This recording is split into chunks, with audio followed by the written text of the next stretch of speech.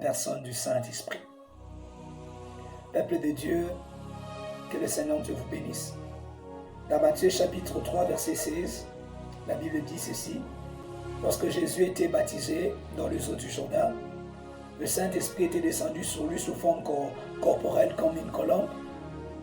Et si vous constatez bien, Jean-Baptiste le prophète, pendant que tout le monde voyait les hommes, lui voyait des animaux. Prenons l'exemple de Matthieu 3, le 7e verset.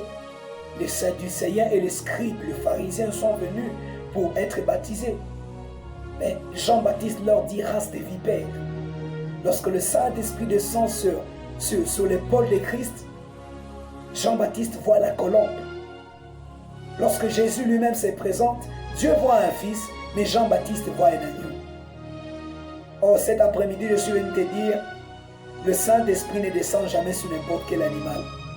Ah, tu ne m'as pas compris. J'ai dit, le Saint-Esprit, lorsqu'il prend la forme de la colombe, il ne descend jamais sur n'importe quel animal, ce n'est que sur les agneaux.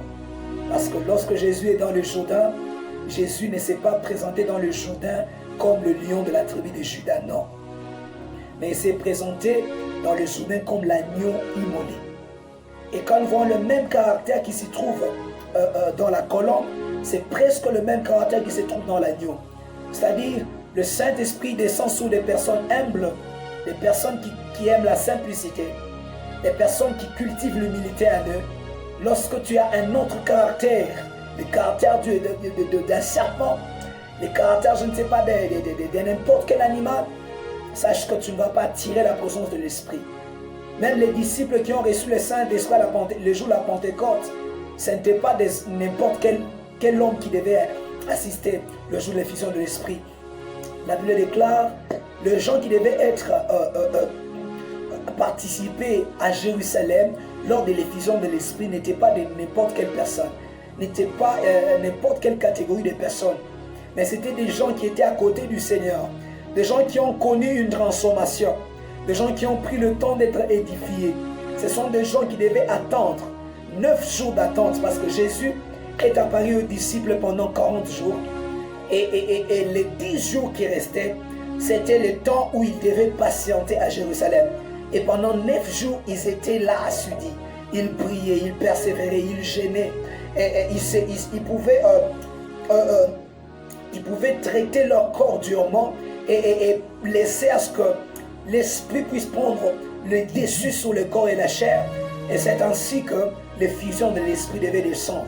Pourquoi? Parce que tous ceux-là qui étaient à Jérusalem devaient humilier leur corps, ils devaient humilier leur âme devant le Seigneur afin de recevoir l'effusion du Saint-Esprit. C'est pourquoi le Saint-Esprit n'est pas descendu sur n'importe qui. C'était sur des gens qui étaient à côté du Seigneur pendant un temps, pendant 3 ans et 6 mois.